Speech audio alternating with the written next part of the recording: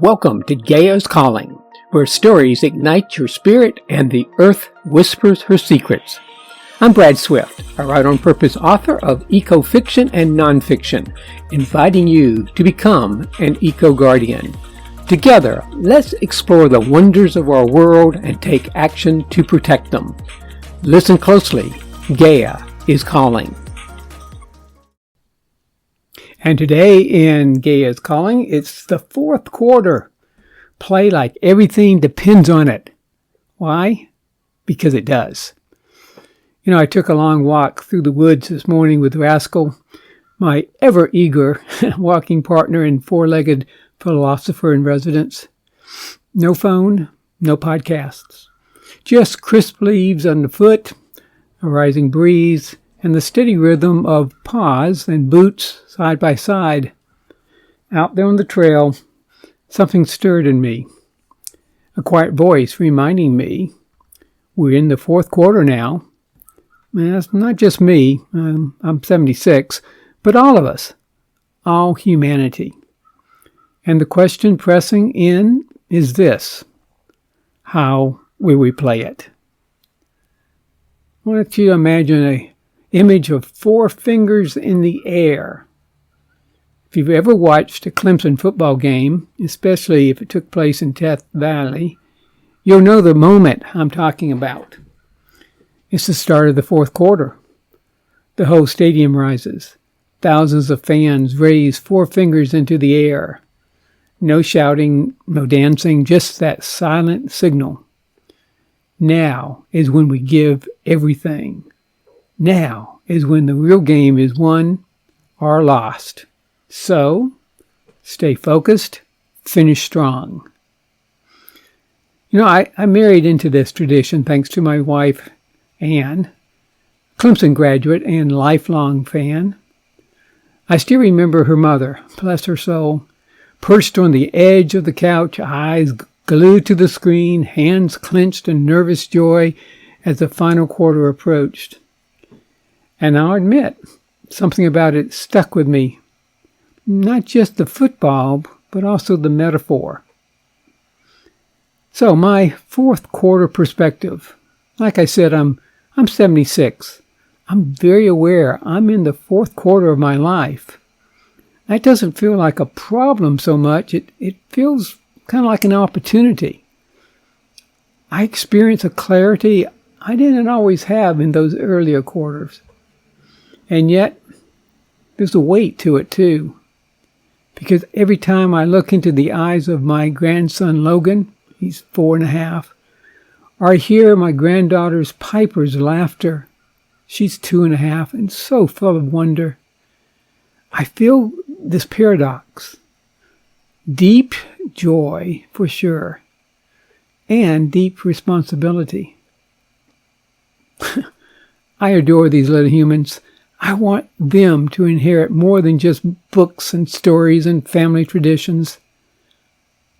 I want them to inherit a future, a world worth growing old in. So, I've recommitted with full heart and full voice to my daily one cause vow. It's my personal playbook for this quarter. A sacred agreement I whisper each morning. For example, part of it is, I am nature. You are nature. We are all one. Let my actions reflect that truth. And no, I won't be perfect. Yes, I'll fall short. But I will keep showing up. After all, it's the fourth quarter for all of us. So let's take a look at humanity's scoreboard and check it out. Let's be real. If this were a football game, the scoreboard might look concerning. We've got climate instability spiking across the globe, biodiversity loss racing forward at terrifying speeds, economic systems burning out people and ecosystems alike, and I'm not even going to get into the whole political upheaval. Some say we're in the final 2 minutes of the fourth quarter, And others have said that overtime may not even be an option. But here's what I also see. Solar panels sprouting like sunflowers on rooftops. Youth leaders standing tall, fearless and fierce. Indigenous wisdom beginning to resurface. And even some earth-listening circles forming in libraries and backyards. Grandparents marching with their grandkids. And millions of micro acts of regeneration already underway. So yes, it's late, but it's not over. Not if we choose to play full out. Why this quarter counts the most? Back in 2008, when Dabo Swinney became Clemson's head coach in the midseason, he and his strength coach, Joey Batson, I believe it was, launched what became a team mantra. It went like this. They don't put championship rings on smooth hands. The message? Well, the work that matters most happens when no one is watching, in the dirt.